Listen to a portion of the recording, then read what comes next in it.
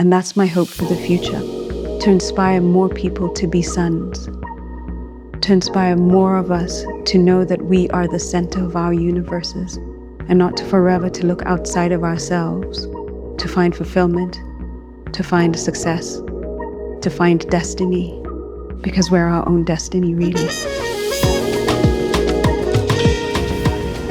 Wanuri Kahiu is an award-winning Kenyan filmmaker with a global career. She works with Hollywood's top talent, but Africa is where she's rooted. She says, "I always knew I wanted to go home after film school in LA. The stories that come through me most authentically are stories from the continent." In 2015, she founded Afrobubblegum, a creative philosophy and company championing fun, fierce, and frivolous African art. 3 years later, Rafiki became the first Kenyan feature invited to the Cannes Film Festival and has since won awards worldwide. Shockingly, it was banned at home for its same-sex love story, a ruling that was held unconstitutional this January by Kenya's Court of Appeal. Wanuri says, "I call myself a reluctant activist. All I was defending was my right to make work and the right for others to do the same." I see my down, jump now. I see my down, jump now. Wanuri Kahiu, welcome to the African Imaginary. Oh, thank you. It's such a pleasure to be here. We're going to start with a little game. It's Okay. called Keep or Toss. So under these cards is a word, and you have to pick a card and tell me whether you keep or toss. Okay. Okay, let's start. Fantastic. Which one should we start with? Should we Always a start with triangle. a triangle. Mystic. Keep or toss. Keep. I really believe in mystical energy. I really believe in connection to everything. And I think that there's something about that that is so beautiful and so African. Some of the work that I do, I describe as mythical fiction, Okay. right? Mother. Yep. Keep or toss. Keep. Okay. Absolutely keep. One of the proudest things is being a mother. One of the most amazing things I've done in my life has become a mother. Wow. Or rather, motherhood has changed me in the most incredible ways. But also I have a long relationship with this ideology of mother, right? Even in one of my short films, Pumzi, the head of the council was called the Maito community, and the Maito means mother, Okay. right? And it was really a conversation about how we mother. And the film itself was a story about being the mothers of Mother Nature. Oh, wow. And what our relationship with Mother Nature is as the mothers of Mother Nature, not only to be one way and exploitative, but also to create a relationship of reciprocity with Mother Nature, Wow. right? But even the word maito in Gikuyu is made up of two words, ma, ito. Okay. Ma means truth. Ito means ours. Wow. So mother is our truth. Oh, wow. Yeah. How powerful is that? Yeah. Hey? I love the idea of how we relate to Mother Nature and the mother of Mother Nature. Yeah. Incredible. Sure, this is getting good, but I know we're going to go deeper into the topic of motherhood as we keep going. Skeptic. I'd toss it. Toss. Yeah. Cool. No need to keep that. Nurturer. Definitely. I like the idea of being a nurturer. The work that I want to do has a center of hope and joy. Yeah. And so I like the idea of nurturing hope and joy and curiosity. So it's not a natural nurturer in that sense, but definitely the idea of hope and joy. I want to be a nurturer of hope. Incredible. And do you think your work is an outlet for that? I want it to be. For me, it is. Films are like children. However they go into the world and how they associate with the world, it's not something you can control. Yeah. So I want to be a nurturer of hope and joy. It is my quest. Incredible. I love where this is going, by the way. I think we're going to have such a fun conversation when we get to the actual questions. Hippie. Interesting. I have been described as a hippie Okay. in so many ways growing up, and also some of the schools I put my children through were considered very hippie. Okay. You know, although I'm married to a doctor, I am very much a naturalist. So whenever my husband would be like, "Oh, we should take up medicine," I'll be like, "But what's the equivalent in nature?" Yes. You know what I mean? What's the natural equivalent? What's the natural equivalent? So yeah, there's a very hippie side of me. So keeping it. Keep that Incredible. one. Do you consider yourself a hippie? At some point in my life, I did. Okay. No longer. Interesting. I'm not sure what I consider myself anymore. Yeah, I think sometimes it's a shortcut to describe a certain personality, right? Yeah. It's become a lot more layered than Yeah. what we associate hippies with. And also now hippiness has become such a bougie thing. Yeah. When Actually, before it was quite about cool. simplicity. Yeah, It's kind of a capitalist thing now. In a weird way. it's true. It's been commoditized, right? Yeah. Seeker definitely keep. Seeker. Oh, that's Yeah. a good one. That's Yeah. a good one. I am a seeker for sure. I like to seek the idea of a greater power. I am a seeker of the idea of being at one with nature, being the same religion as a tree. So there is a seeking quality about oneness that I'm Sure. very, very interested in exploring. What an incredible energy to move through the world with, hey? Inshallah, it's something I hope Gosh. toward. Touched my soul, that.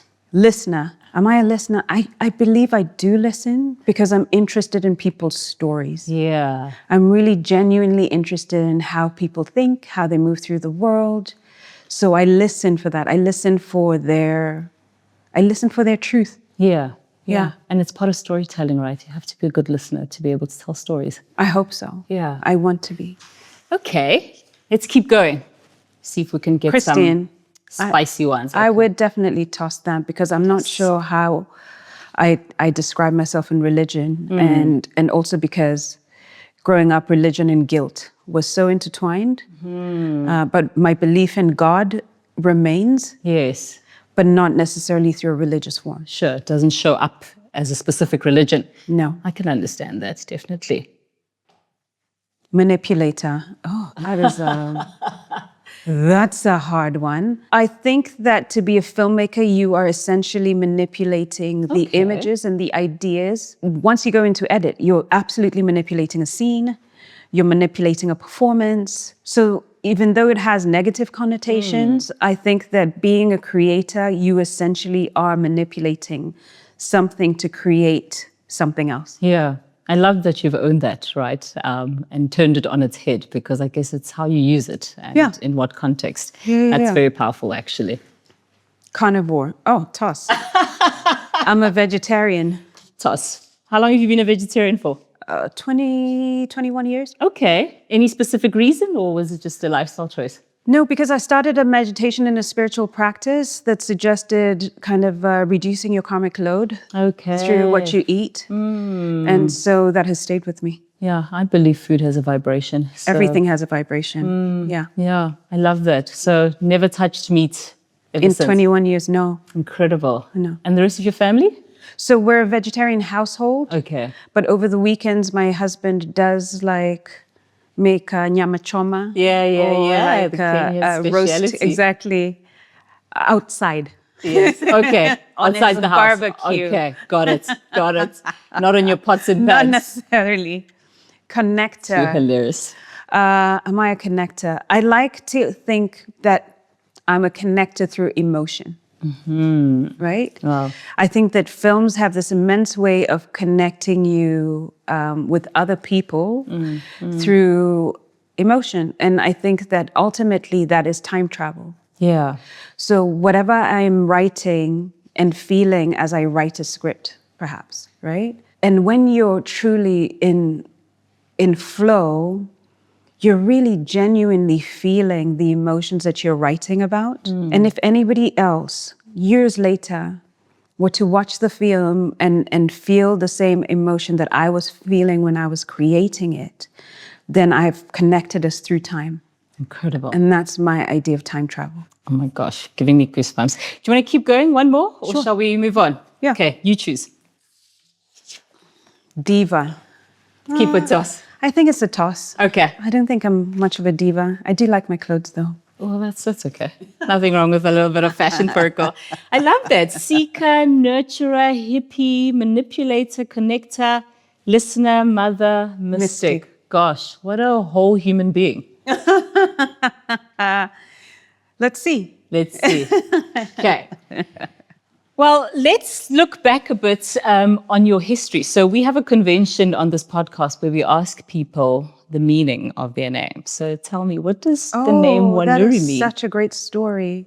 In the Kikuyu tradition, you're named very specifically, right? If you're married, you're named after your child is named after the husband's mother. So my parents were married when I was born, and therefore I was named after my father's mother. Okay. Because the idea is to give birth to your ancestors. Okay. So that it's a continuous loop. You're constantly giving birth to your ancestors. So I was named after my grandmother, who was named after her grandmother, who was named after her grandmother. Oh, wow. Right? But Wanuri is quite a unique name in Kenya because it was a nickname at one point. One of my great-grandmothers came from a place called Kinuri, and she had her own name. And when she came into the village that she was married into, they called her Wa Kinuri, of Kinuri, the person from Kinuri, of Kinuri. And then that was abbreviated to Wanuri. And then that name has come down in the lineage through the grandmothers. Incredible. Yeah. So that's my name. Do you know how many people have been named Wanuri in your family? I have so many cousins. Really? Yeah. Who are Wanuri? Who are so Wanuris. No way. Yeah. So we're quite a few. How funny is that? Yeah. But I think I'm related to just about every Wanuri. Wow. And unique to your family. Oh, that's a first. I've never ever heard of a name that's originated in a specific family and then also been passed down from generation to generation. Very powerful. So what would it take for you to name one of your kids Wanuri? An unmarried child, perhaps. Okay. Or if they were married and they had more than one girl, Okay. then I would be named. Okay. So would your son's future daughter potentially be? Could be. Even my daughter's future daughter, if she had more than one daughter, the first would be named after her husband's side, if she decides to keep the tradition. Okay. And then the second daughter would be named after the third, would be on her side. Okay. Yeah. I love that. I love the idea of special names being passed down from generation to generation. So let's talk about your childhood in Kenya. Describe it for us. What was celebrated and what was punished? I loved my childhood. Wow. I grew up in such a loving household. And not only from my mother's side to like my grandparents were extremely loving. I learned kind of perfectionism from my grandmother. It's also kind of cultural. So when you give somebody a glass of water, say, you have to fill it up all the way to the top. There should be no space. Okay. So that you're giving them the fullest amount of anything. Wow. Right? There's one story that, I don't know why, it's such a small story that stays with me. There's a time that my grandmother asked me to serve papaya to somebody, to a guest. And I cut it up and I kind of cleaned it. And I came out of the kitchen and she saw me and she stopped me because I hadn't fully cleaned it to its most perfectionist ability. Like without the pips. Without a single pip. Without a single, like, you know, the bits inside, the texture inside. Yes. She made me go back into the kitchen and make sure it was cleaned perfectly. No way. Before I could serve it. So there was something about service and perfection that I learned from her in that way. And that has really, really stayed with me. So whenever I do something, I want to make sure that all the pips are completely cleaned before I do anything. So that was from my grandmother's side. In my family, my mother had an enormous imagination. Wow. The most still does to this day. She is like an incredible, imaginative person with a ridiculous sense of humor and just like a love for frivolity in a way that I haven't seen in anybody else. Oh, how special. And on the other side, my father is very meticulous, very kind of like everything has to be exact. He's a timekeeper. He's a planner. He's very precise in everything that he does. So I have those two things in my life that I grew up with. But as a child, my favorite time was spent having climbed a tree because I was very, very tomboyish growing up. Would be climbing a tree and reading a book on a tree. That was my favorite thing and remains one of my most my strongest memories of my childhood. And how did you learn to climb a tree? Did you have brothers? No, Oh, you don't need brothers to learn how to climb a tree. it was just your thing. Yeah. And climbing trees was a thing. I love trees. So I love to be up in the branches of them. I also like to be hidden. Nobody ever looks for you up inside of a tree. And I love being in trees. I truly love being in trees. To this day, if I could climb as well as I could climb then, yes. Yeah. Would I climb trees now? Absolutely. Yeah. Give me a tree to climb, just as long as it's not a sacred tree, because there are trees that you can climb and should climb, and there are trees that you shouldn't climb. Should leave alone. And you should leave alone. And so I love a tree. And still love trees. What did your family celebrate? So my family celebrated clear thought. Okay. Yeah. Being smart and like being articulate in the way that you bring your ideas across, right?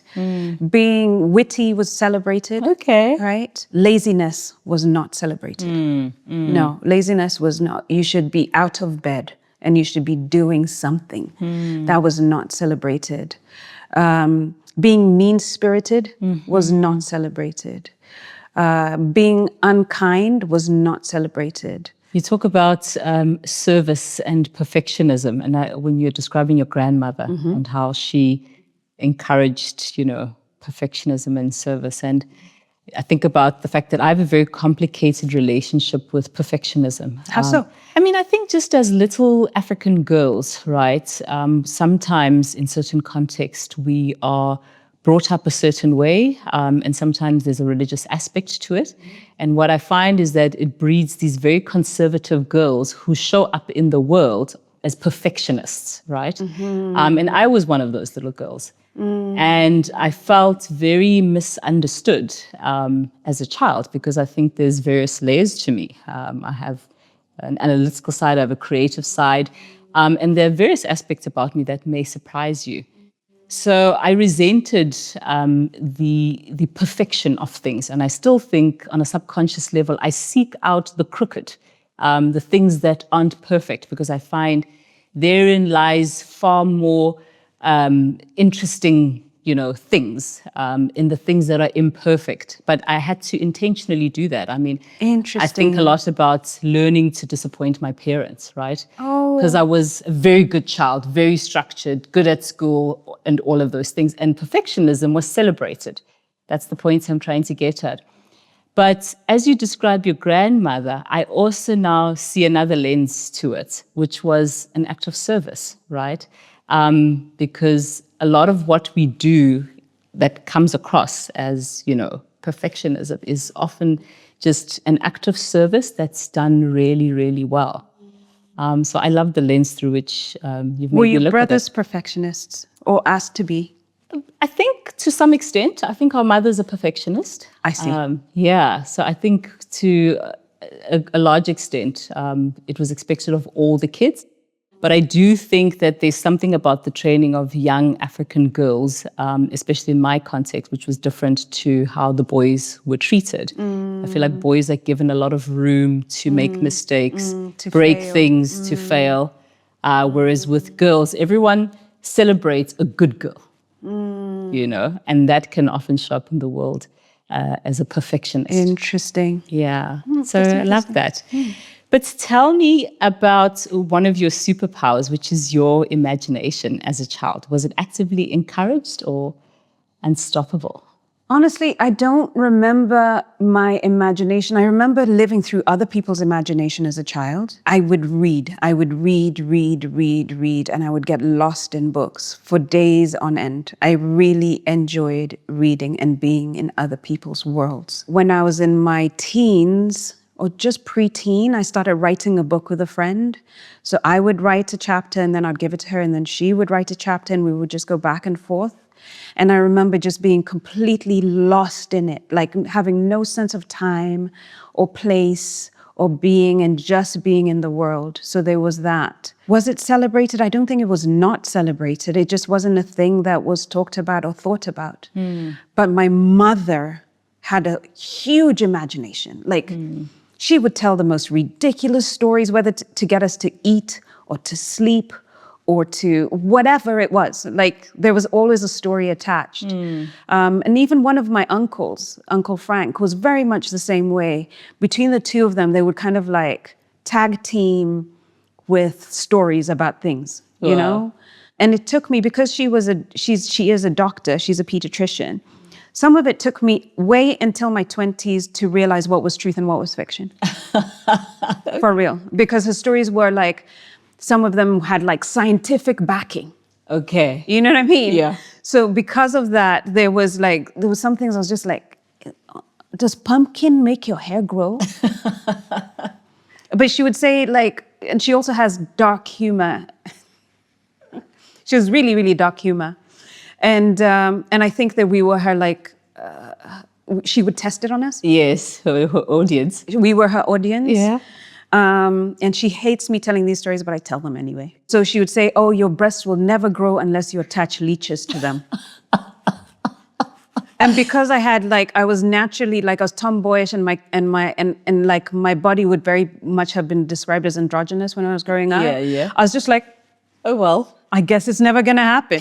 It's never going to happen for me because there's no way I'm going into a river and attaching leeches to my nipples so that my breasts can grow. Exactly. You know what I mean? But I was just like, who tells a child that? She sounds like she has such a sweet and innocent sense of humor. Sweet.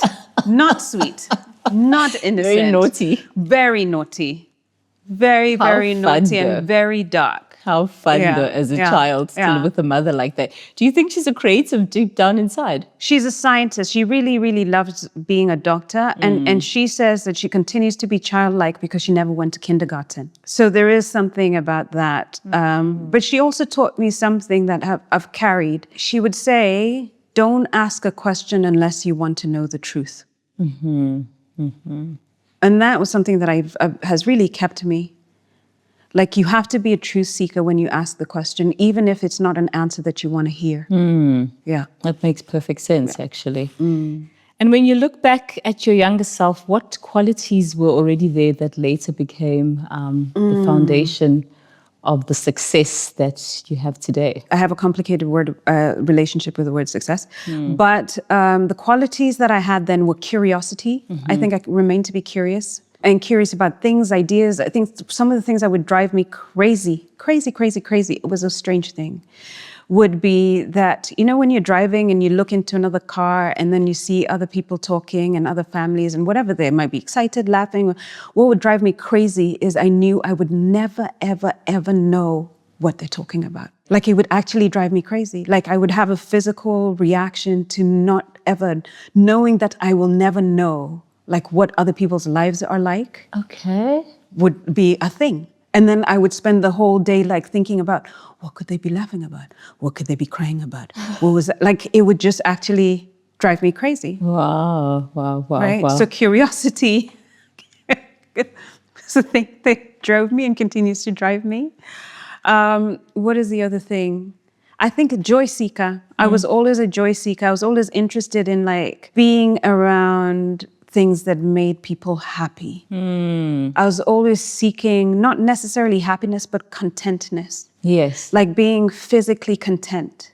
And I remember moments in my life where I was just like, this is what life should feel like.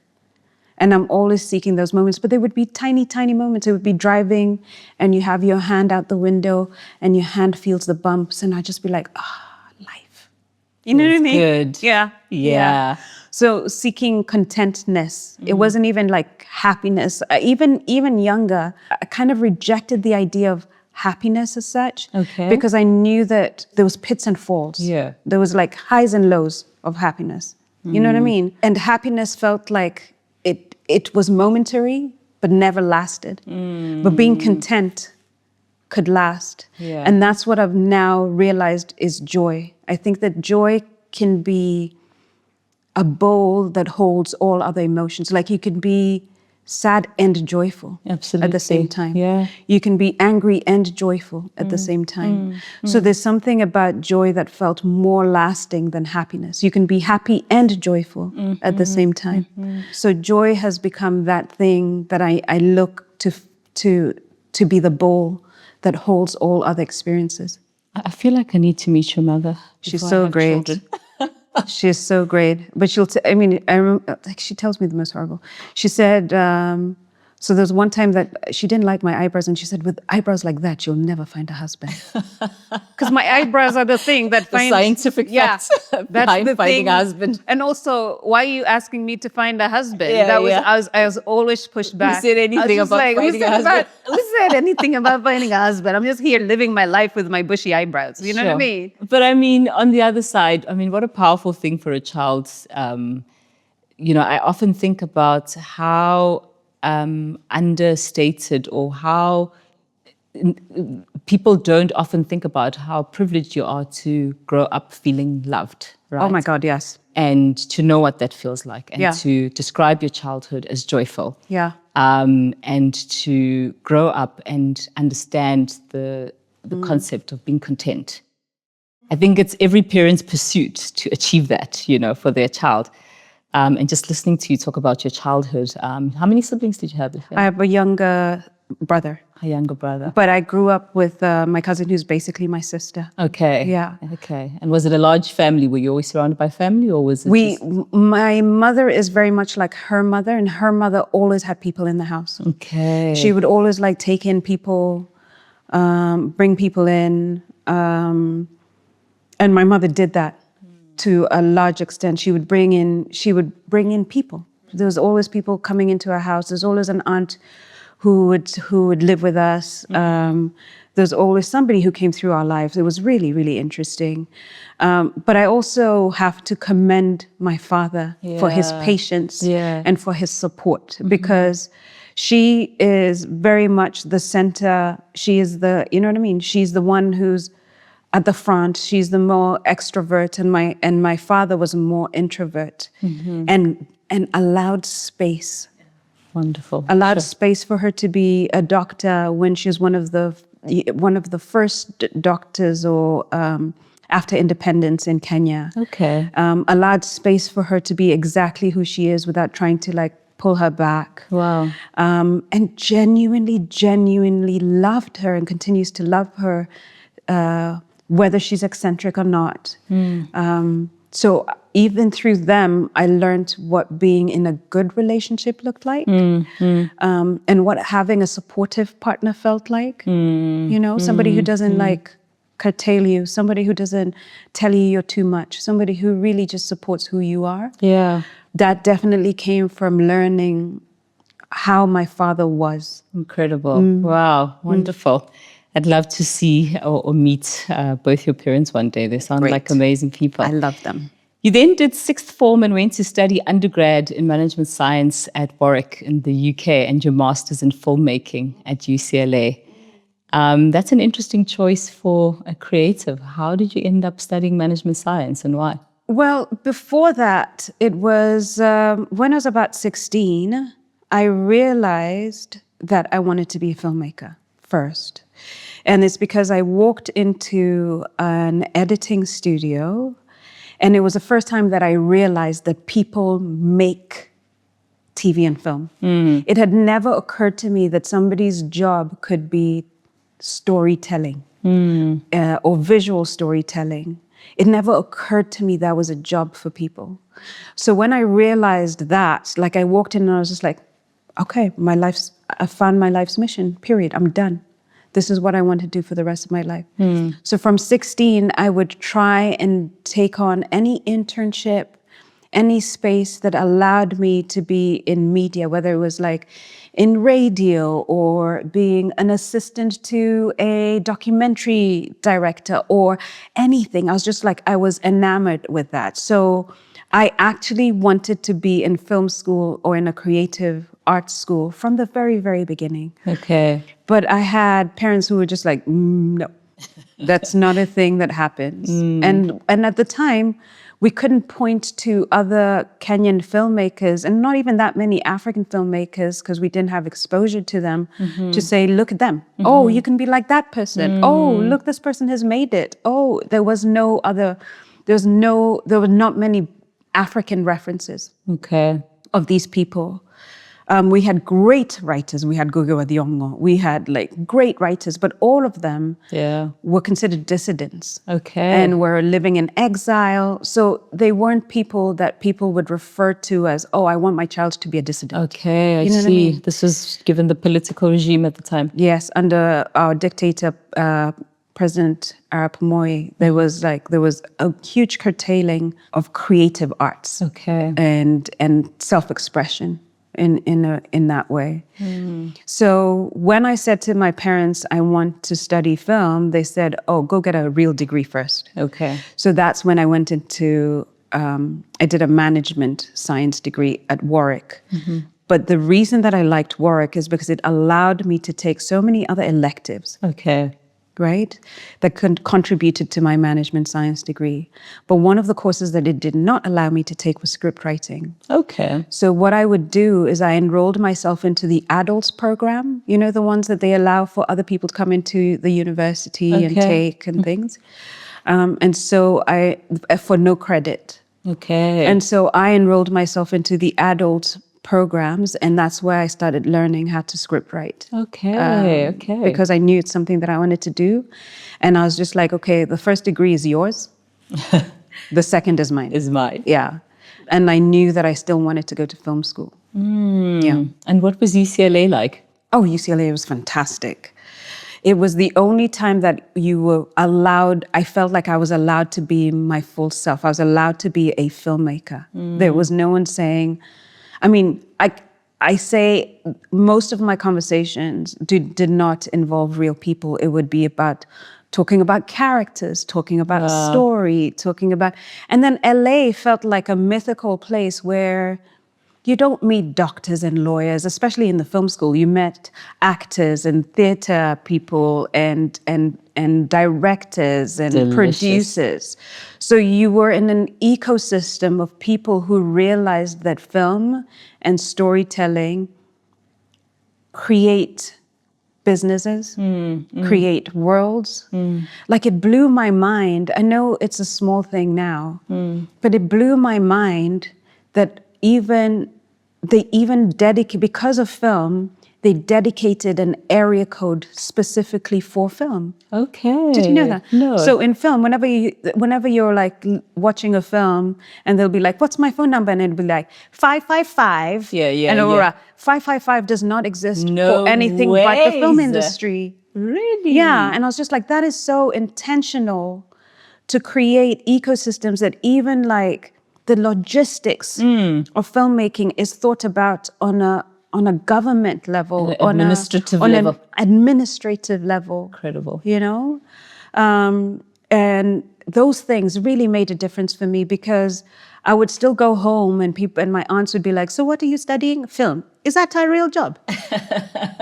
What are you going to do with that? UCLA, which is like not exactly nowhere. Nobody cared. People will be like, so does that mean you can shoot my son's wedding? That's all, like that's what it translated to. Wow. Yeah. And I would get a lot of, are you still doing that film thing? That became a thing. Like I was constantly being asked if I'm still doing that film thing and could I shoot a wedding? Little did they know that you had started something. But what a magical experience it sounds like. And what made you decide to go back to Kenya after UCLA? I always knew I wanted to go home. Okay. I was very clear that the stories that I want that are most authentically come through me are stories from the continent. Oh, love that. And I also knew that if I ever wanted to be a filmmaker quickly, the best place to do would be at home. If I had stayed in LA, I would have had to be somebody's assistant, work as a PA, and then kind of work myself up to being a director. When I went home, I knew that I could start people, you know, it doesn't, oh, you've gone to foreign and you're coming back, come work. You know what I mean? I knew that I could work from the moment I set foot at home. But I also told myself that there's nothing else I could do because I needed to know that I could make film and make film the only thing that I can do. So that I don't leave the film world and get a reasonable job or work for a TV station and make their TV station better. I told myself the only thing that I can do is be a creative. And I kind of like put it in my head that was my only option. So it became sink or swim, you know? No plan B. There was no plan B. There was never a plan B. And I'm not sure if that's good. But Really? for me, I don't know. Especially in this age, I don't know if that's good. I think you need to be multi-talented. Okay. But for myself, I was just like, this is the only thing you can do, so you have to make it work. Period. Even with a management science degree. Management science, I don't think I've ever used. Well, we're going to talk about, the economics behind the African creative environment. So I'm pretty sure you have lots of thoughts about that. But talk to us about Afrobubblegum, which I've heard is your guiding principle ideology. And how did it come about? So Afrobubblegum, I consider it's fun, fierce, and frivolous African art. That's how I started to define it. And it came about in a couple of ways. First, I had just made Pumzi, which is a science fiction film. I actually shot it in Cape Town. Okay. And it was a short science fiction film, right? And after I had made it, I remember doing an interview with a journalist, and they said, with all the other stories to tell in Africa, why would you tell a science fiction film? Why would you tell a science fiction story? And that kind of stopped me in my tracks, because I had to be like, what does that mean? Does every story have to save a life? Does every story have to kind of like advance a social agenda? Yeah. That was what I started questioning it then. That was the first time I came across the idea that being African meant somehow servitude, in the same way that, and the president being a creative, to be a creative, you had to be extolling the virtues of the president or the country, and that's all, you know? Okay. So that hit me in a very particular way. And also it made me question, does creativity have an imaginary border? Yes. So if I step outside of the African continent, nobody questions my creativity. Okay. But if you're born on the African continent and you decide to be a creative, they're just like, oh, you can only be creative up until this point, that it helps the country or it helps the people of the country. But past that, your imagination is not allowed past that. It made me question that. And then later on, I was traveling with Pumzi again. And I remembered it so clearly. I was going to the States and I was going past a border. And for some reason, it was the times when, if you're going through Europe, they also had to check your visa. Okay. Your American visa to travel. Okay. Right? By this time, you're used to traveling. You have all your paperwork, you have copies of everything, you have your accommodation, the person you're meeting, your visa copy, I had a stack. I would always carry a stack of papers for travel just to like be sure that this is my entry. You know what I mean? So stopped at the border. I'm not, whenever people are like, oh, you're my random, stop. I'm just like, I'm not that random. Unfortunately, I'm not that random. Yeah. So it was one of those random stops, right? And they asked me for my paperwork, and here's my invitation to the university that I'm going to show my screen, to screen my film. And then the border person, immigration person asked, why is your film so important that you have to travel to show it? Wow. First, it's a curious thing for a border, for an immigration person to ask, right? Exactly. And then how am I meant to answer that question? Yeah. And that really, really was the impetus for starting to think about Afrobubblegum, because I started thinking, why does it have to be important? Are the creators of Dr. Seuss ever asked about their import? Yeah. And are are creatives in the global minority ever asked about why it's important for them to create, right? It felt very much like a question for the global majority, but not necessarily for, I see. you know what I mean? Yeah. So that became a question that I began to really, really battle with. And you know that sometimes when people do things or they say things to you, and then you go back and you think, you know what I should have said? What I should have said was, and that was one of the questions, right? Okay. So I feel through Afrobubblegum, I've been seeking to answer that question. Why must it be important? Who decides import? Yeah. Right? Yeah. Who decides what is important? Why is it that we have to justify imagination? Exactly. Yeah. Right? So then I started being an advocate for the frivolous. Fun, fierce, and frivolous. Yeah. Wow. A really strong advocate for the frivolous, and that's how Afrobubblegum was born. You've also said that you never saw Africans falling in love on screen and wanted to see your own experience reflected on screen. And then you gave us Rafiki, the first Kenyan film to be screened at Cannes. It had an incredible, highly emotional reception and received a 10-minute standing ovation. Ava DuVernay was so moved by it that despite being scheduled to screen in a side category, she motivated for the judges to abandon their official duties to attend the premiere. Talk to us about Rafiki and what inspired you to make that film. So I was working with a fantastic producer that I continue to work with called Stephen Markovitz. And Stephen, after Pumzi, because he was the executive producer on Pumzi, asked us to think about modern Africa. He really had a quest for like adapting modern African stories to film. So the quest was to look for a modern African story to convert. Okay. And at the time I was just like, I really just want to make a love story. I really just want to make a love story. And so I started to read all the African love stories that were coming out of the continent. And the thing that resonated with me the most was a story by Monica Rakdenyeko called Jambula Tree. And it was a small story set in Uganda about two girls who fall in love and what happens in their community as a result of their love, right? And it was just so breathtakingly beautiful. And I really loved the way she captured their love. And so I went on a mission, a 7-year mission to adapt that script because nobody wanted to tell a story about two women in love in Kenya, except myself and my producer. Yeah. So that's how we started. We started to write Rafiki, and it took us to places that I never expected. It really opened the doors for me professionally. It was my gateway into Hollywood as such, into meeting and finding my managers and my agents, right?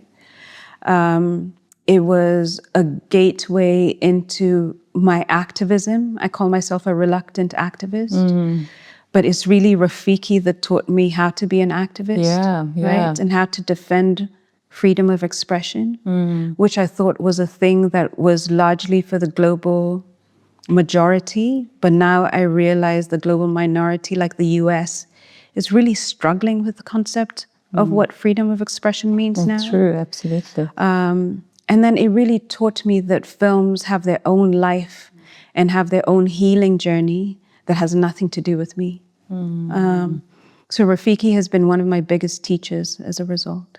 For those of us lucky to have watched the film, despite the ban, your two leading characters were absolutely remarkable. Amazing, Sheila and Sam. Sheila and Sam. How did you come across them? So Sheila's an actress and continues to be widely recognized and widely celebrated in Kenya. And I wish the most for her. Wow. Sam was somebody we discovered, I discovered at a party. I often open my mind to street casting. Okay. Right? Okay. And so I'll have an idea of a character and I'll just live with the idea of the character. And sometimes you'll meet somebody and just be like, oh my gosh, you are the person. I never imagined you like this, but you are the person for this film. And so I came across Sam at a party, and then I it was weird because I had to then get her number. Did you know her? No, I didn't know her. Okay.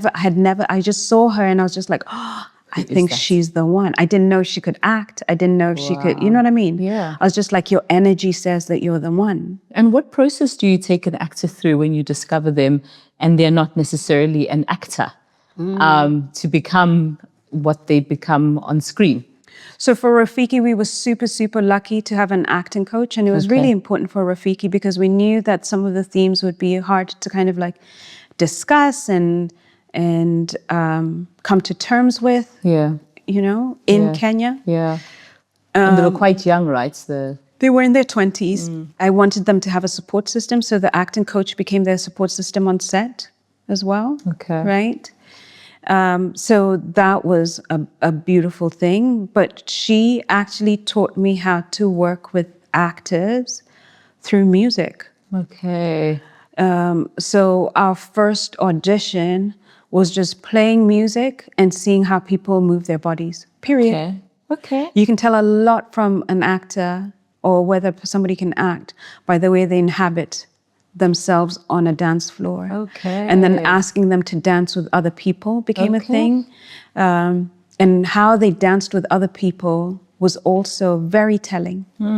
Like if they were able to hold somebody's contact, if they were able to like hold hands, if they would shy away, that was a really, really clear way of being able to tell whether or not they could engage with other people's energy. And we recorded the whole thing. Wow. Right? And how they would interact with the camera, whether they knew the camera was there or not. I see. You know? I see. So music became a big thing in the audition process, but that was also taught to me by the acting coach. So I was going to ask you, my next question was, is music your thing? Because I know the soundtrack of Rafiki includes some of our Kenyan favorites like Blinky Bill. Yes. Tell me about your relationship with music.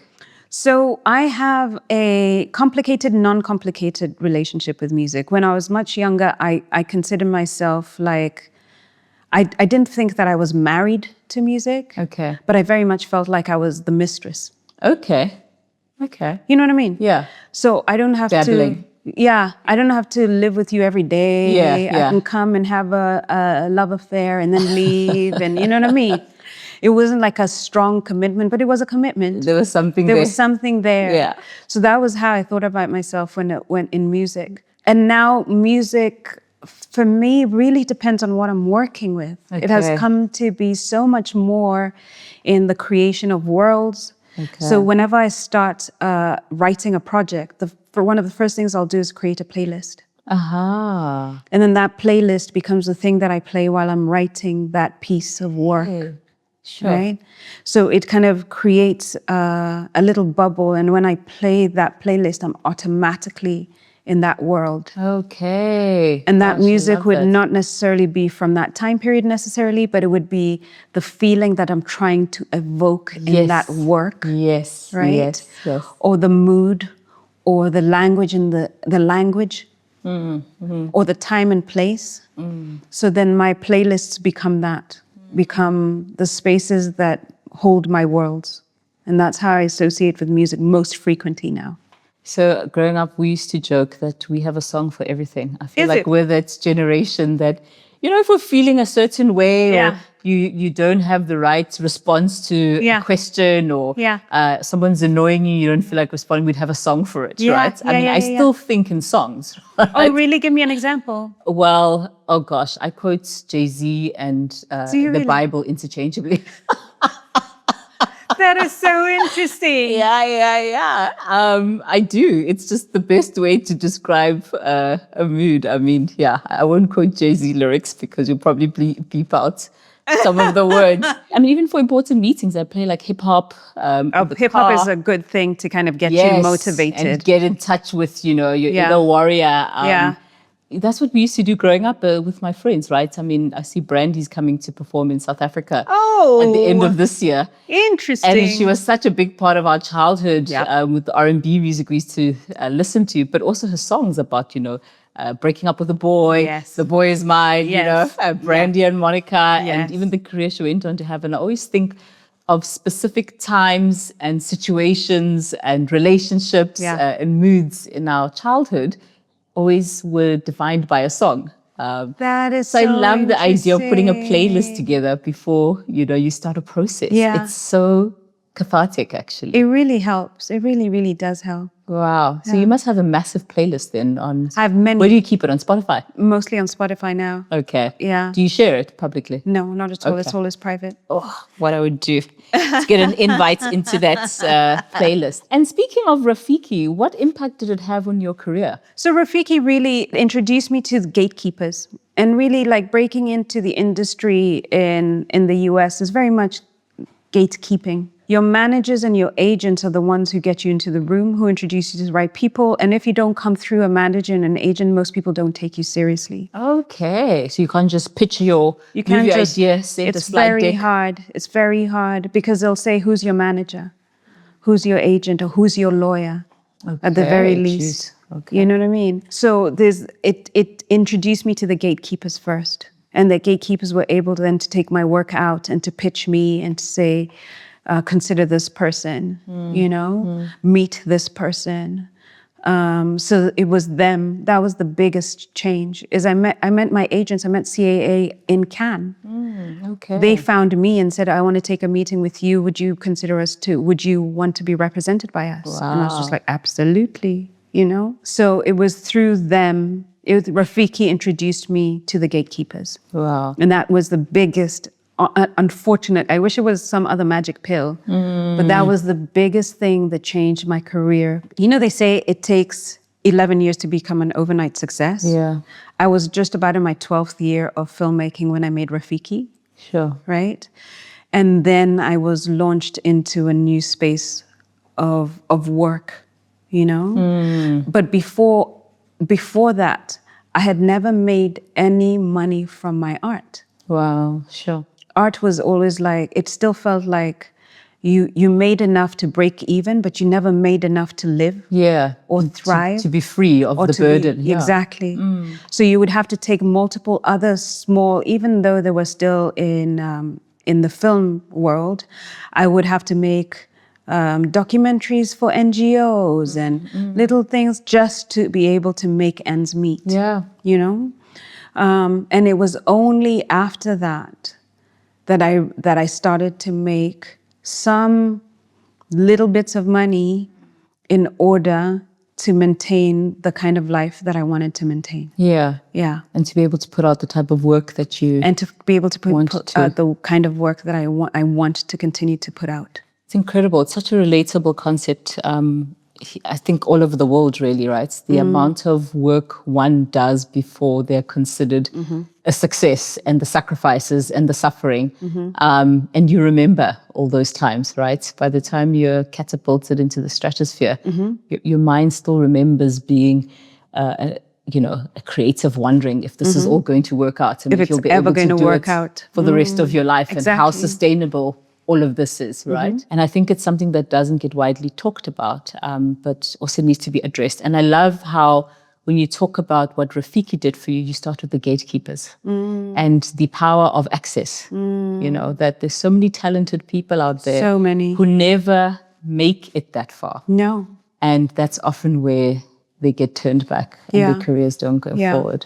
And also just being persistent. Yeah. There's something about perseverance and being persistent that I don't think we attribute to artists and things, is that you really have to, first because you're self-employed, right? Mostly as an artist or as a filmmaker, you have to make your own work hours.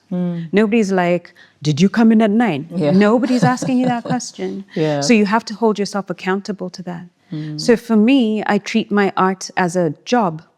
I am at work and at my office by 9:30. Okay. And I do not leave before 5. Okay. Yeah. So I'm very clear about my work hours as well when it comes to my... And very structured about It has to be very structured. your day. Very, very structured about my day. Wow. So that it's not, I felt a whim. I don't think it's Yes, about... I woke up in the middle of the night and went to the studio. There's no feeling whims. There's no whims about being at work. You And is don't it have the a same whim with, in law. You don't have a whim in a, oh, I woke No, you up don't. counting numbers and that's No. why I came as an accountant to You my do job. it whether you feel You like do it it whether or you not. feel it or whether you like it or not, whether you're inspired or not, whether you have a writer's block or not. You continue through it. You know what I mean? That's very powerful. Yeah. That's So very being good advice as well. persistent has been really, I think that's been my biggest talent. If you ask me what my greatest talent is, it's persistency. Incredible. Yeah. Wow. And you're so clear about it. So talk to us about the ban and also about the recent constitutional ruling that freedom of expression is protected by the constitution in Kenya. This after a lengthy fight in court, 7 years. Please tell us about the ruling and what it meant for you personally. So we had many rulings. When Rafiki was banned, I, in my body, felt that it was the wrong thing, because I had a very clear and innate sense of justice that truly I think came from even my grandparents, right? I remember voting for my constitution because our constitution, our new constitution was launched in 2010. Oh, wow. It's a new constitution. That's 16 years. Yeah. Wow. It's a really young constitution. So in 2010, we voted for our constitution, and within the constitution, there was freedom of expression. And freedom of expression is very clearly outlined in the constitution about what is allowed to be and what is not allowed to be. So even within freedom of expression, there was a ban on hate speech, you know, and anything that is harmful or incites violence, you know. But there was nothing there about queerness or being queer or queer love. There was nothing. Because you'd imagine it's covered by the constitution. It wasn't covered by the constitution. So when my film was banned, I was just like, oh, that feels weird because that's not what is in the constitution. And so I was encouraged by my lawyer of the time to sue the government. And I was just like, you can sue a government? Sue the government. I didn't know you could do that. Do you want to continue living in this country? Yeah. Well, she also made it very clear that if you sue the government, you're safer, because after Rafiki came out, the person who was the head of the Kenya Film Classification Board tried to get me arrested. Wow. On what charges? They couldn't find charges. That's why they weren't able to. They weren't able to, right? Sure. But in order to mitigate against that, you can't actually be arrested for something that you're suing against. Okay. So I was encouraged to kind of sue the Kenya Film Classification Board, which is an office of the government. Also as a form of protection. As a form of protection for freedom of expression as well, you know? So that's how it happened. When the first ruling was against us, okay. So we went into the Court of Appeals. Okay. The Court of Appeals held that banning the film was unconstitutional. But at the same time, the Court of Appeals did a really glorious thing that had nothing necessarily to do with Rafiki, is that they created a new law, which hadn't been there before, that the police cannot stop or confiscate a filmmaker's work or equipment unless there was a direct threat to humans, property, or animals, right?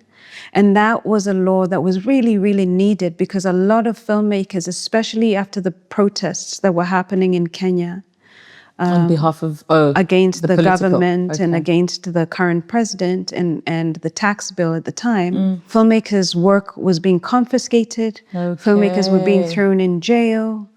So this law, as a result of us being in the Court of Appeals, was one of the best things that happened as a result of the Court of Appeals. This new law happening to protect filmmakers and their equipment and their work. It's a much bigger case. Huh?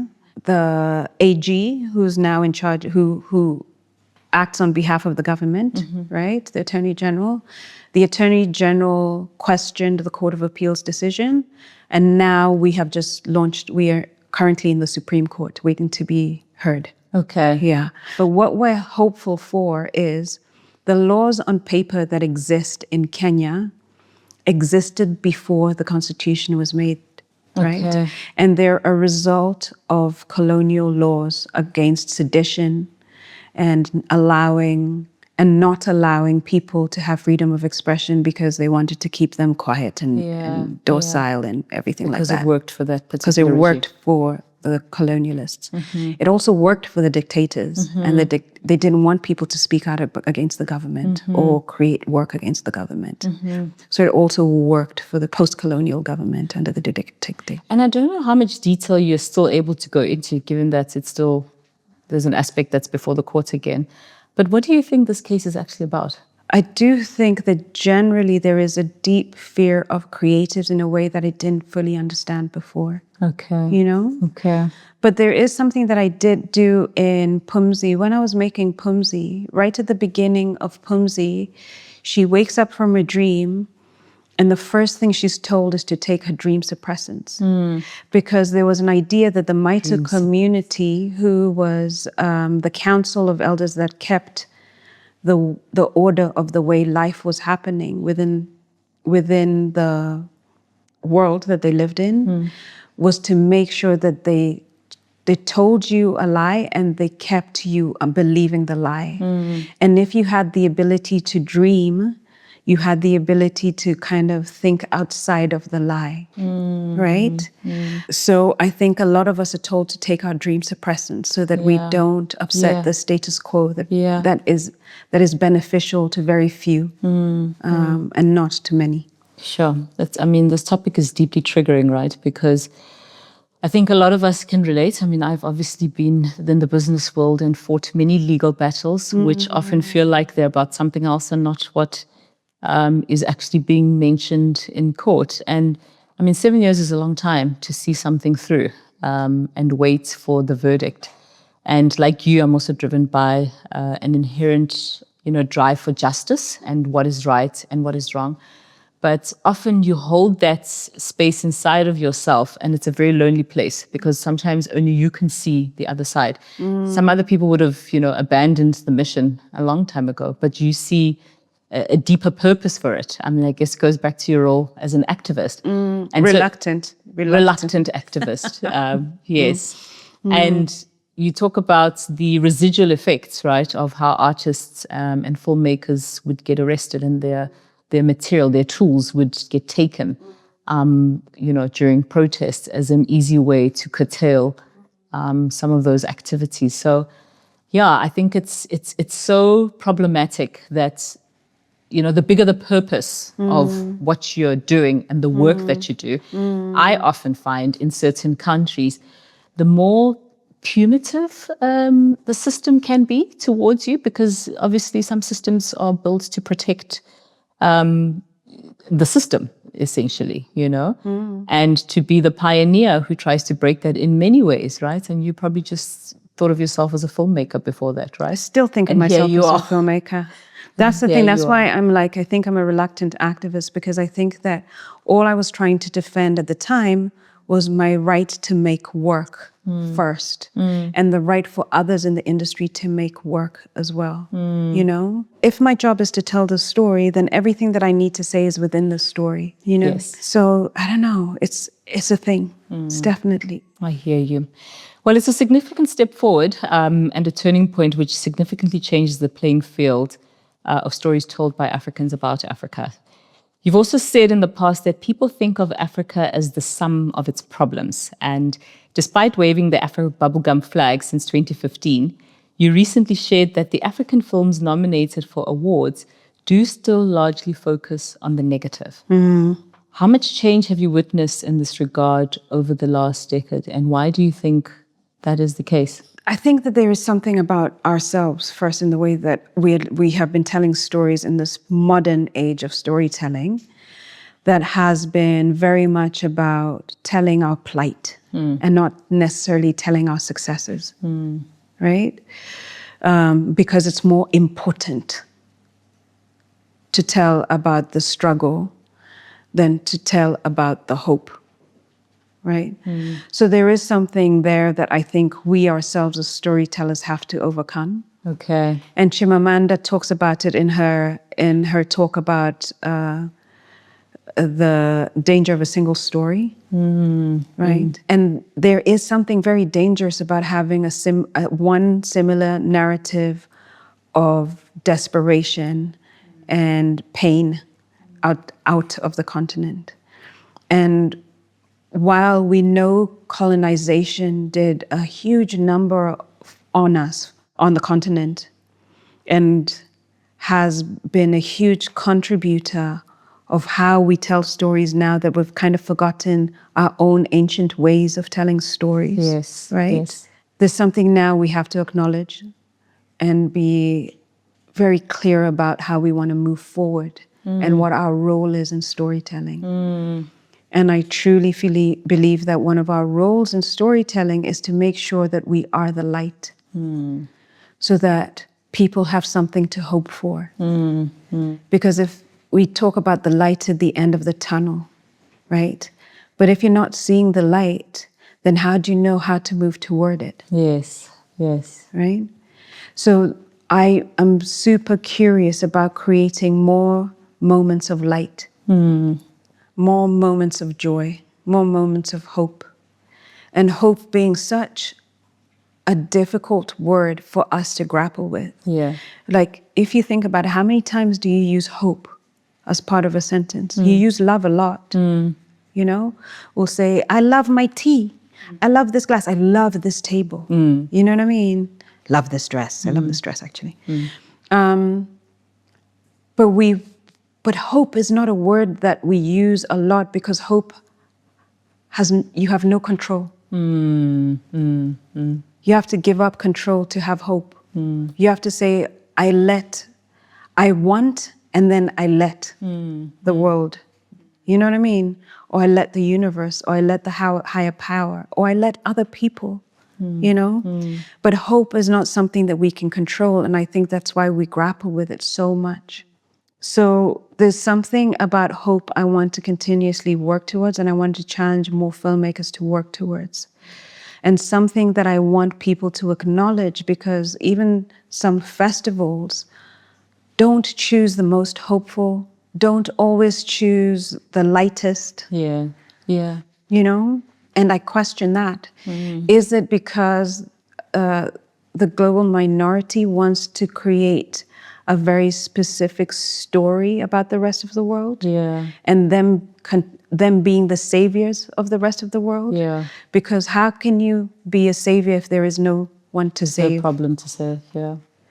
So I think that there is a thing about creating stories to keep people in a certain way of thinking or creating, so that they can continuously be the heroes of the story. But what if we were to flip that? Yes, yeah. What if we were to flip it and we were not only our own heroes, but we were the heroes of humanity? How would that change the cinematic landscape? How would that change the storytelling landscape? How would it change how we think about ourselves? How would we view ourselves when we woke up in the morning thinking, oh my gosh, you're such a hero. Look at how you're doing this. Yeah. Look at how you're changing this life. Yeah. I think it would impact ourselves, our own psyche, our own colonialist past, and the way we move through the world, if that were to happen. And the packaging of those stories is super, super important, right? You spoke earlier about storytellers. I recently read a comment. So my great-grandfather was a historian. And I know he was a historian because his work is documented and it's still publicly available. That is fantastic. Wikipedia page dedicated to him. He has libraries and universities dedicated to him. And I recently read a message a friend had forwarded to me, that they had communicated to another historian, not as well known, and said, Khangi was talking about this person, you might know him, he's a historian. And the person's response was, well, he wasn't a historian in the academic sense.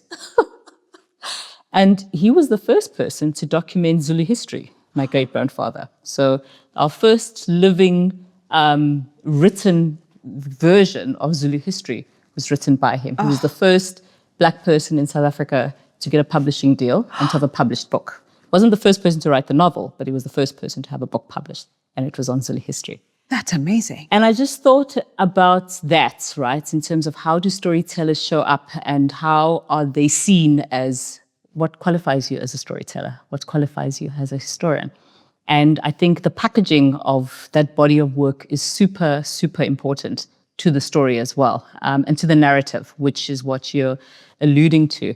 And that's actually one of the reasons why this podcast was created, right? Because I don't know if you know the history of it, but when Georgia and I spoke, you and I both know about creating the podcast, I was very clear about the fact that there are many stories out there in the world.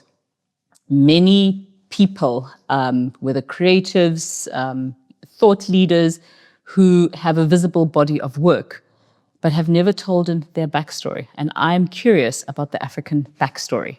What about the place and the context gives rise to how they think, how they show up in the world? Because by the time we see the work, to your point about Rafiki, we don't know the backstory of the 12 years. We don't know the economics of putting together a film and surviving as a filmmaker before your film makes it to Cannes. How do we tease out those stories and give them a home that people can relate to as well? So I feel very passionate about that, because I think it's quite important that each generation can, relate to how the work came to be, as opposed to just focusing on the work as well. So I love how you address the whole narrative about Africa and the inherent bias in the African stories that get put out into the world. I mean, I think I told you this before. I really struggle with the streaming platforms and the type of content that they pick coming out of Africa. And I wish, when I want to watch a romantic comedy, I want to see Africans. I mean, it's not to say I don't care to see any other culture, but I feel like we've rehearsed it, we know it. We know the history of certain countries better than we know our own history. I want to see people that look like me and who date like me, who look for joy like me, who live like me. And in a simple sense, it need not always have a political angle or a hard-hitting, hopeful ending. It can just be a story about being, Which brings me to belonging. Although you've never centered yourself around any particular genre, but belonging shows up quite a lot in some of your work. What is your relationship with the idea of belonging? I think also because I chose a difficult path career-wise. Yeah. So belonging also became a question about, where do I belong as a filmmaker? Where do I belong as an artist? Who do I belong to as a storyteller? So belonging has shown up because it's a question that I'm continuously asking of myself and of my characters. Who do they belong to? Why do they belong? How do they belong? When do they belong? Those are questions that constantly also influence my research when I'm thinking of stories or thinking about how to tell a story. So I feel like belonging is my style. More than any genre, belonging is the question that I strive to ask in every piece of work.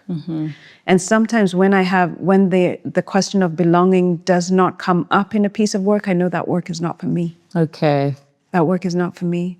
But the lens through which I address work is belonging. Wonderful. Talk to me about Washington Black. So since Rafiki, your work has spread its wings across the planet. And in 2022, you directed Look Both Ways, a Hollywood feature film on Netflix, starring Lili Reinhart. And recently, you directed and executive produced Washington Black, which is a historical fantasy drama television series on Hulu, based on the novel by Essie Edugian. It got a 100% rating on Rotten Tomatoes. How did the project come about?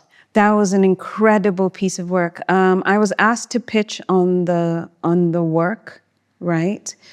And it was difficult because there were so many more qualified, in the sense that they had a larger list of credits than me in the TV world who applied for that project. Okay. Right? I think I just had a unique take about how I wanted to approach it.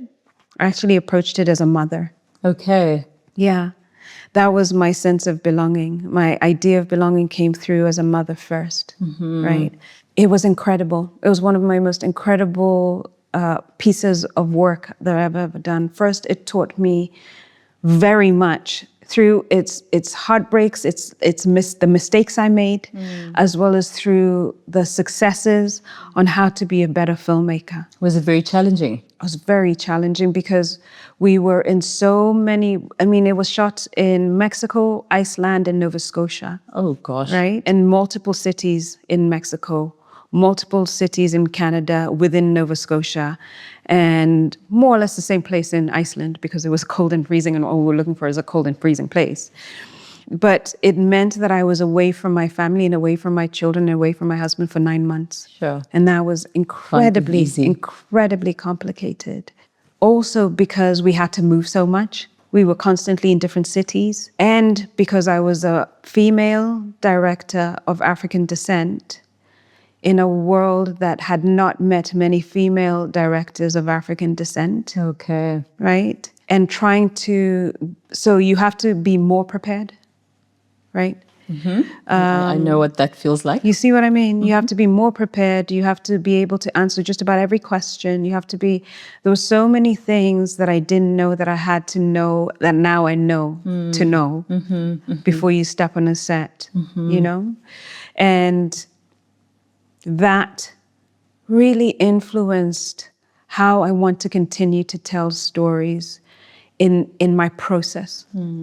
It's really helped me think through my process of how to show up, what knowledge you need. You need to know your lenses as a director. You need to know exactly what your shot list is so that when you depart from it, you know how to depart from it. You know? So there's very particular processes. I started to create something called a scene Bible for every scene. Okay. Right? That gave me character motivation, scene motivation, everything. I had a little booklet for every scene. Wow.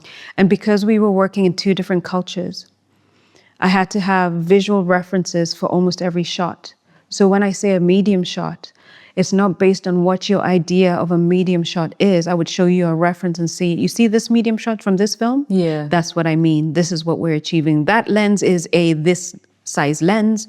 It is of this focal length. So I had to be super clear in being able to describe my vision in a way that I never had to be before. And that was a really interesting process. Incredible. So definitely for me, Washington Black was a learning journey, a journey of mistakes that and mistakes at that level are very, very expensive mistakes. Yeah, I can imagine. You know, that still haunt me.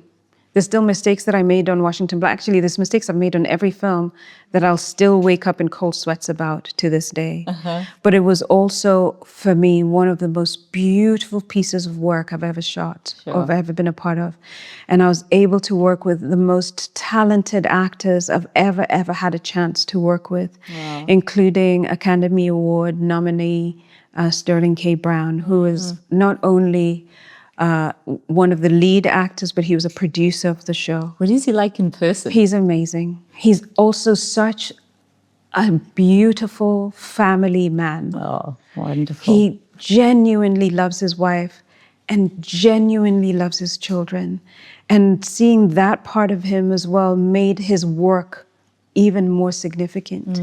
And the way that he speaks about connectivity through Black cultures and people is extraordinary. And the way he pushes boundaries, not only in his work, but in his thoughts, is, again, extraordinary. So it was a joy and a privilege to be able to work with him. Wow. Well, congratulations on putting that work out there. Thank you. Despite the mistakes that you see that no one else does. And well done for letting it go out into, the universe for everyone else to enjoy. Thank you. But you're also about to direct Disney's musical, Once on This Island, produced by Mark Platt of Wicked fame. Tell us about that. Oh, gosh. First, working with Mark is the most amazing, and his company. Mark knows story and musical so well. Wow. So well. So working on that has been a joy. I really hope that it moves on to the next stage because we're still very much in development, although it's been years and years and years of development. Okay. But I think it is hard to make a Black musical. Okay. And this would be one of the few exclusively Black musicals that exist. Disney. Right? But Once on This Island, again, I watched when I was a teenager. And I loved it. I remember watching it and sobbing so much. The person who was sitting next to me had to kind of check in on me and just be like, are you actually okay? Are you okay? You know? So when I moved into the world of the US, and I'd be asked, what kind of film do you want to make? And I'd always say, I want to do a remake of Once on This Island. Oh, wow. I want to make a remake of Once on This Island. And I'm not embarrassed to say what I want. It's actually something that I think we should all do more often. Whether or not it's going to happen, I like to put out into the universe what I want to do. So if you ask me, I'm very clear on what kind of projects I want to do. Okay. I'm very clear on what remakes I want to do. And Once on This Island was definitely one of the remakes that I've always wanted to do. So when I found out that Mark Platt's company had Once on This Island, I called my manager and I said, please get me a meeting. I heard that they have this book or they have this play. I'd really like a meeting. And so I went and I was just like, this has been my all-time favorite project that I've ever wanted to work on. And because of my passion and because of my knowledge of the story, I was asked to come on as a director and work with Mark Platt and his production company that is made up of one of the most extraordinary group of producers I've ever had the pleasure of meeting. Wow. Yeah. Incredible.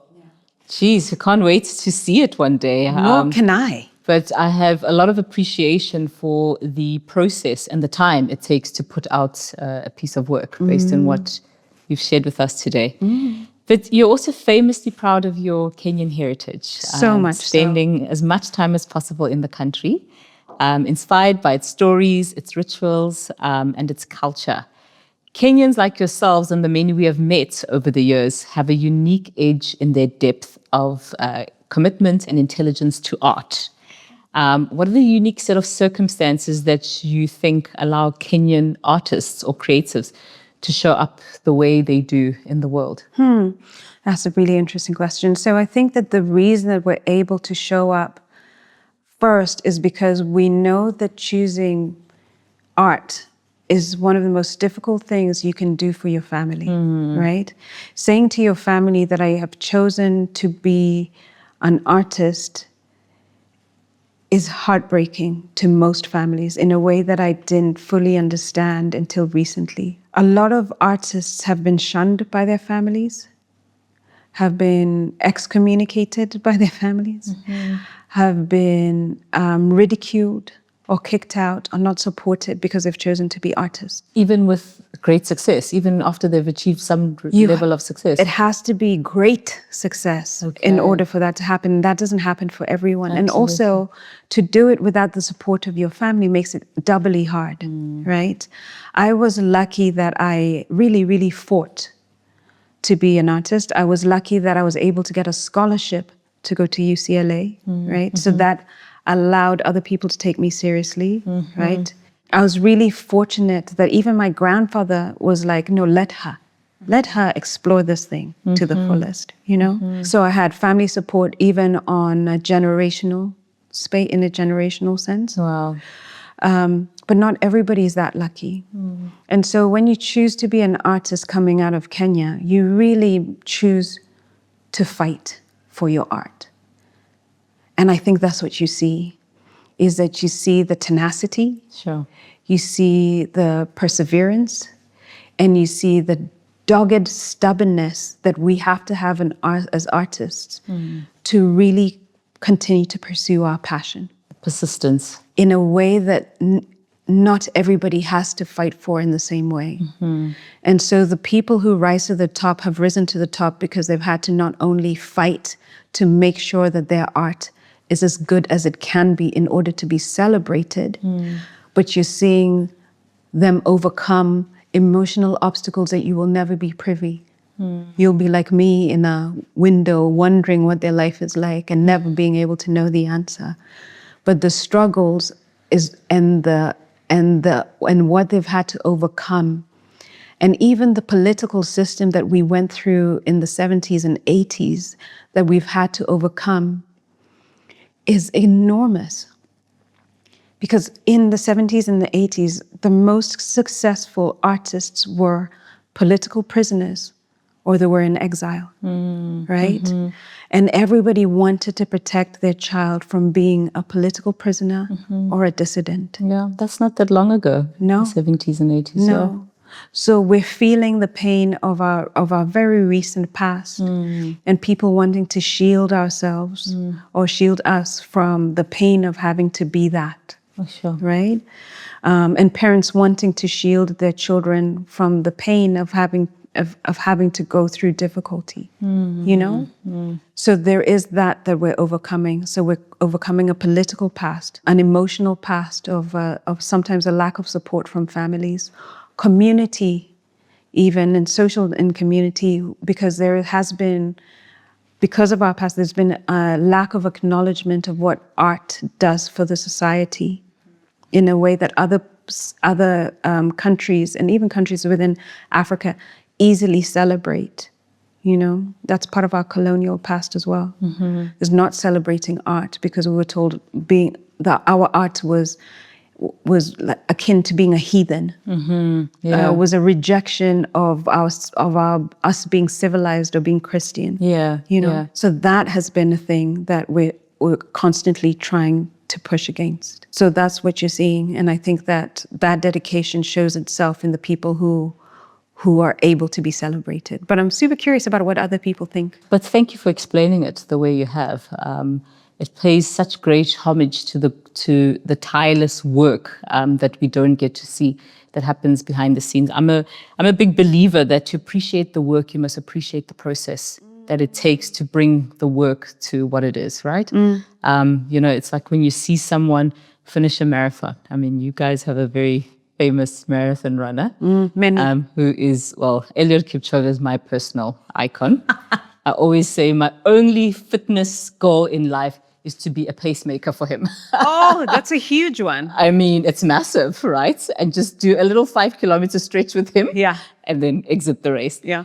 But, you know, the training and the endurance, you know, and the mind and, you know, all the things you talk about of what it takes for someone to choose a path that's not a conventional path and the things they have to fight on, whether systemic or on an emotional, you know, community, you know, social level, is super, super powerful. And when I see people who do great things, just like you looking at the car next to you and wondering what they're talking about, I wonder what they must have been talking about in their own heads to make it here. And I actually crave those stories, to be quite honest, because I think you'd be surprised, you wouldn't, but most people would be surprised how relatable those stories actually are. So thank you for explaining it that way in terms of what we see out in the world as Kenyan creators and, you know, the constant battles that they have to endure either as a society, but sometimes even on a personal level. And on a more personal note, let's talk about motherhood. So your husband is Dr. Anthony Gikonye, is that right? Who's a specialist cardiologist who runs a hospital in Karen. You both have incredibly demanding careers, and I can imagine the concept of balance is probably non-existent. How do you balance the needs of the family with those of being a filmmaker? I am so lucky to have the people that I have in my life. And my children are just as excited about the work that I do, I think, as I am. Oh, wow. So before I go into any pitch, I'll say to the children, I'm going into a pitch. Please wish me luck. And then they will follow up and they'll be like, how did the pitch go? What did they think? What did they say? They're curious about the work that we do. Wow. And they're curious about their father's work as well. How special. And my husband is a remarkable man who, like, actually saves lives, which is not something that everybody can say. Which is kind of a big deal. Which is a little big deal, you know. But he's also afflicted by the kind of like, I call it radical confidence of doctors. Okay. You know what I mean? Yeah. Like, where I save lives. I save lives. What do you do? Yeah, exactly. So sometimes he'll wake up and he'll be like, I'm off to save the world. You know? Yes, you are. Which I can't dispute. Of course. But then my answer is, I give them a reason to live. Love it. Yeah. So you save them, Yes. and I'll give them a reason to live. So that's the balance in our Beautiful. family. Beautiful. And my children are just like, they're some of my most favorite people in the world. Oh, I can imagine. I really like them as individuals. I remember saying to my son, if I didn't know you, if I had never met you before, I'd want to be your friend. And I truly feel like that about my children. I'm constantly learning from them. What a wonderful thing to hear your mother say to you. I'm so proud of them. Oh. I'm constantly learning from them. I'm constantly like curious about how they think, how they conceive ideas. Like most recently, when this whole, with the World Cup and everything, and there was that picture that was going around of Messi. Yes, and the baby. Washing, you know?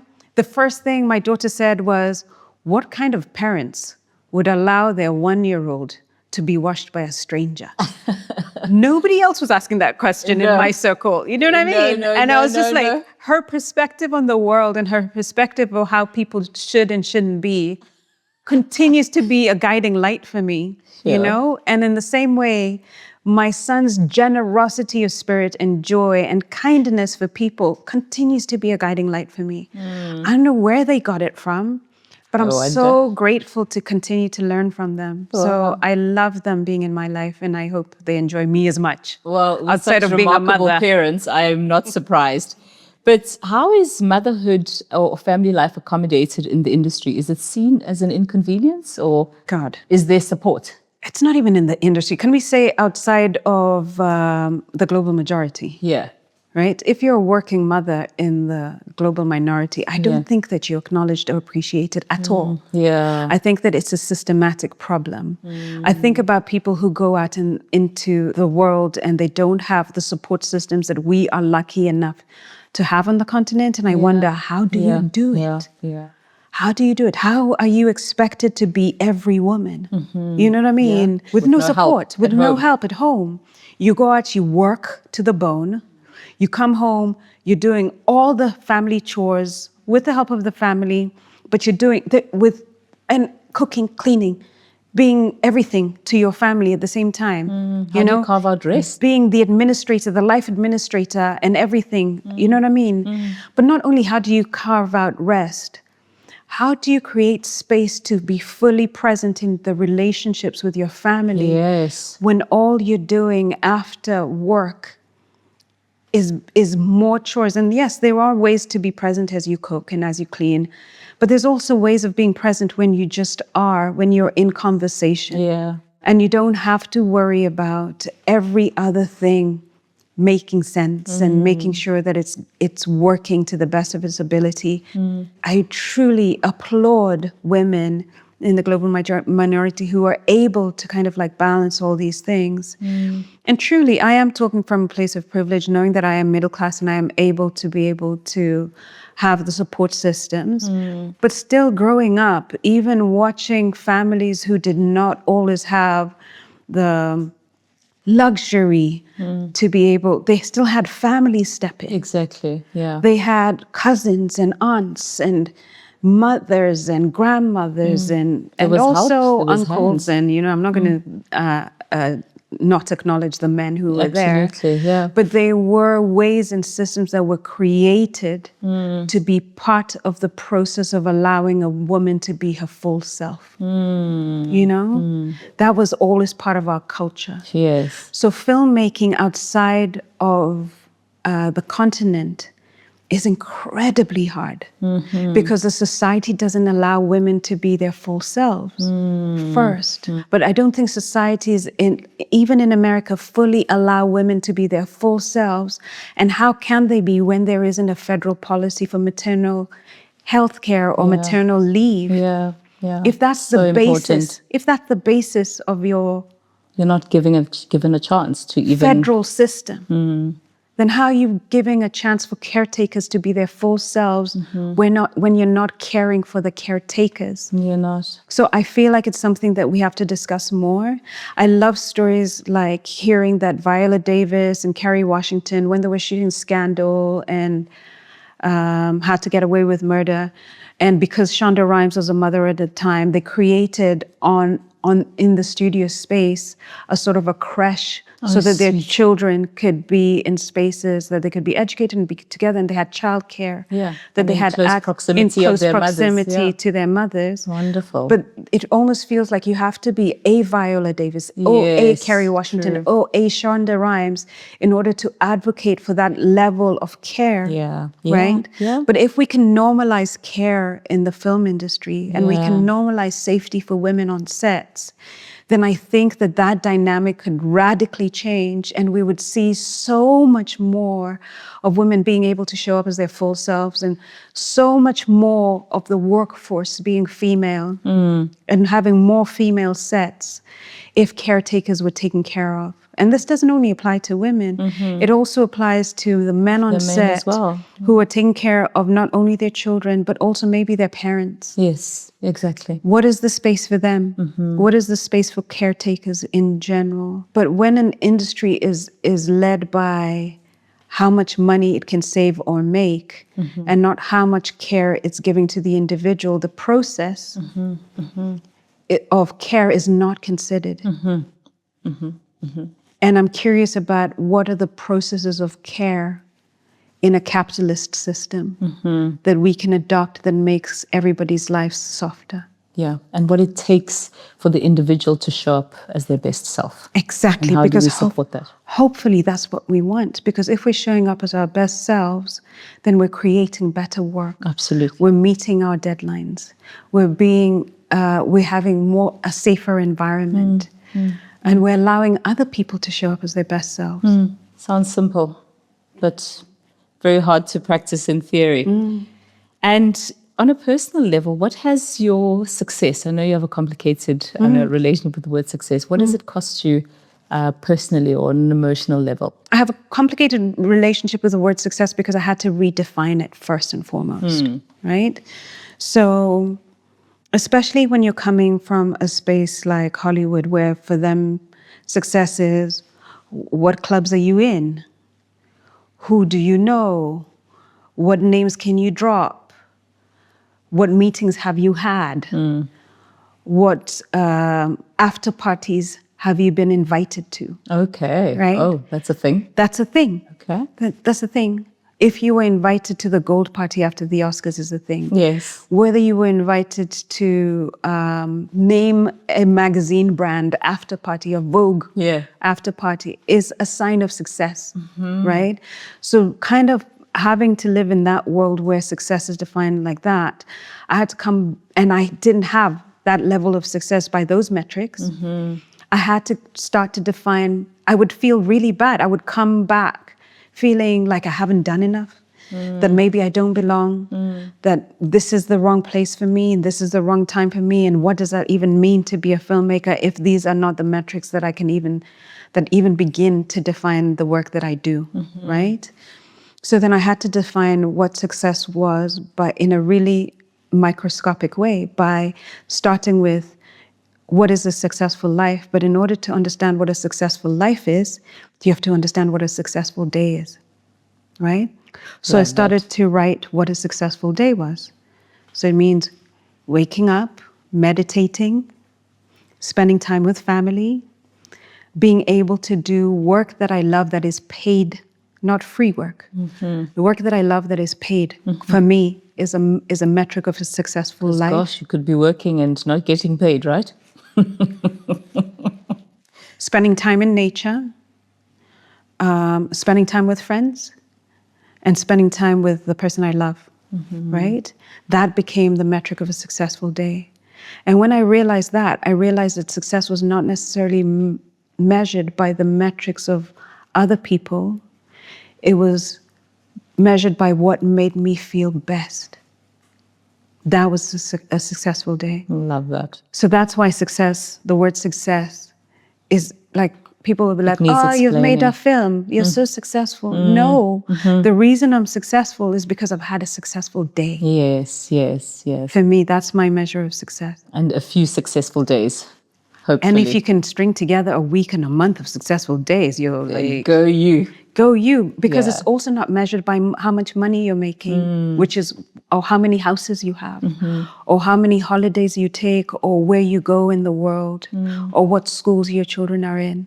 It's measured by very things that you are able to access regardless of that. Yeah. And so that became a really interesting measure of success Very powerful. for me. And tell me about your icons. Who are your Oh my icons gosh. in film or otherwise? I have so many that Tell me. So growing up, one of my favorite icons was Professor Wangari Maathai. Of course.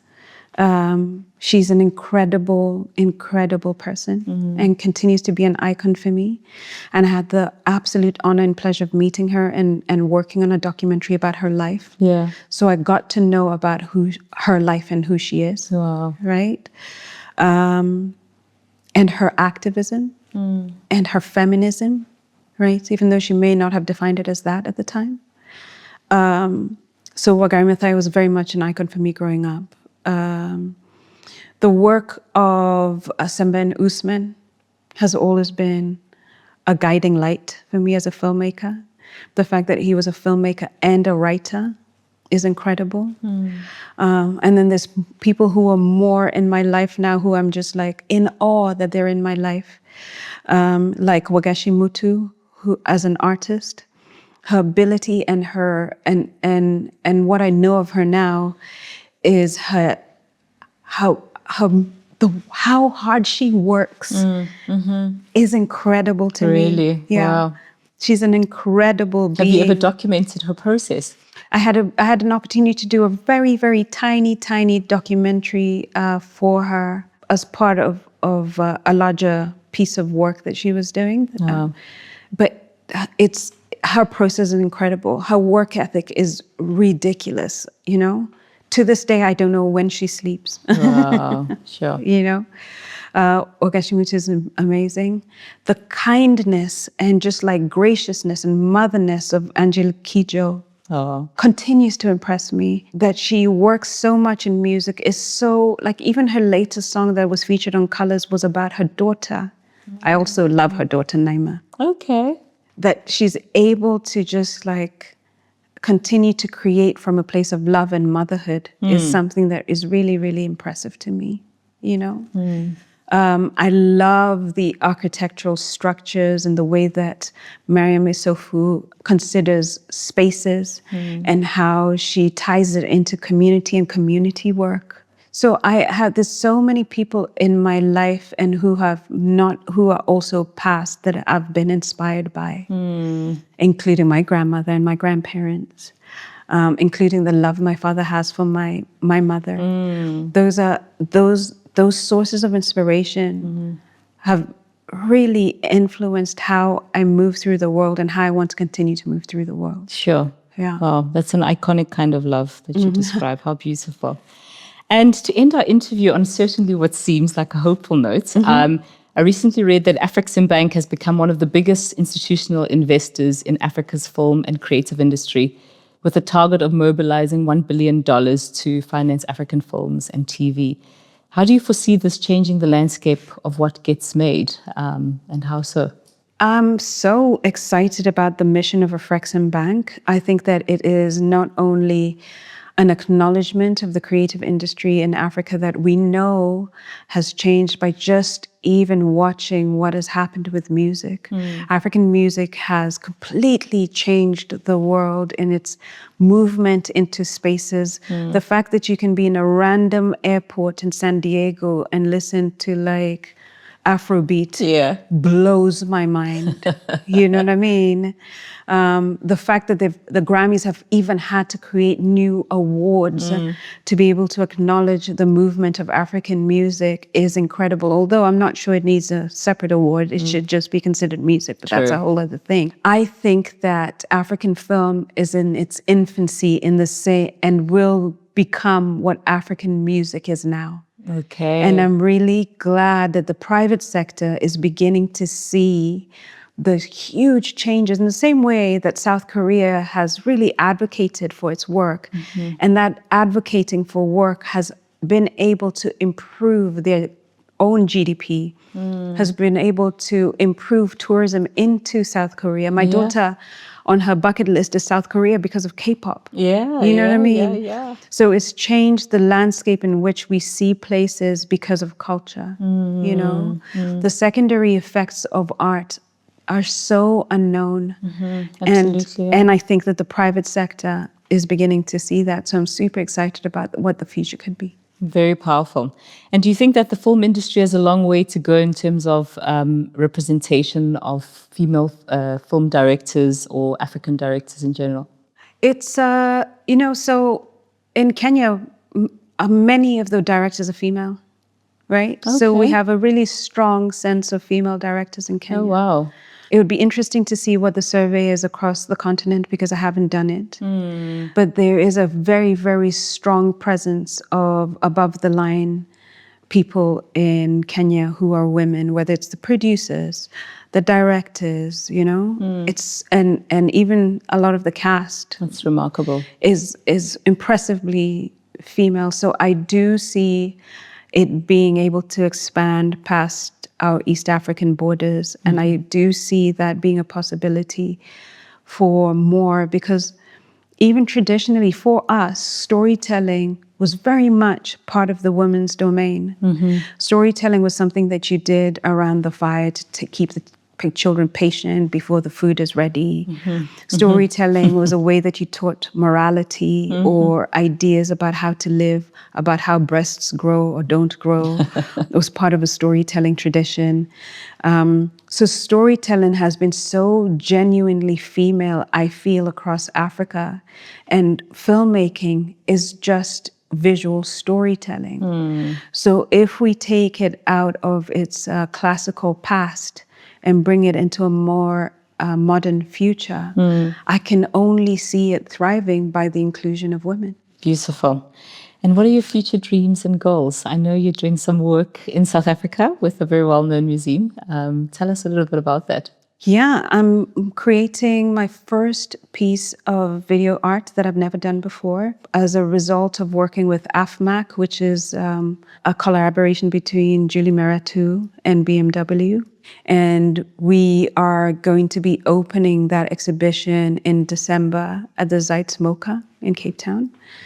And I'm extremely excited to be part of that process. And also extremely excited to be part of an exhibition that is called Turning Towards the Sun. Okay. And Turning Towards the Sun was part of a quotation by Sembène Ousmane when he was asked about, or why he doesn't make films for Europe. And he said, I'm going to misquote him, but he said something like, Europe is not the center of my world. Europe is not my center. Europe is not my center. He said, Europe has not learned my language, yet I have learned its language, right? And then he said, unlike a sunflower that turns towards the sun, I myself am the sun. And I really want to believe that.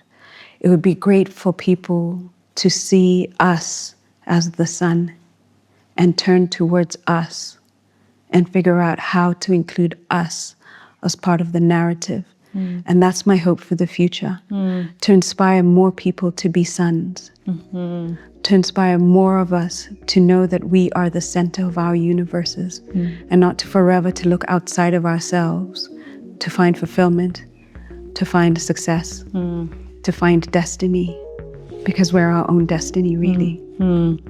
Incredible. Well, Africa is definitely my center. And I draw such inspiration from those words because it's a defining line in terms of how I live my life. But Wanuri, as I've been listening to you talking, I am anticipating all the comments on the feedback. I feel so happy for myself that we got to do this and to capture, your body of work at this moment in time, because I foresee a time where you'll be so far out in the stratosphere that, it will be so difficult for us to reach you. Thank you so much. It's been such a great privilege to have you on the podcast and to have this conversation with you. And I don't think people who aren't sitting in a room with you even understand your vibration and what a high frequency you have. It's incredible to listen to you and your thoughts about, the creative work that happens in Africa and your journey as well. So I count myself as one of the privileged few to have had this conversation. Asante, I really appreciate it. Thank you so much. Thank you.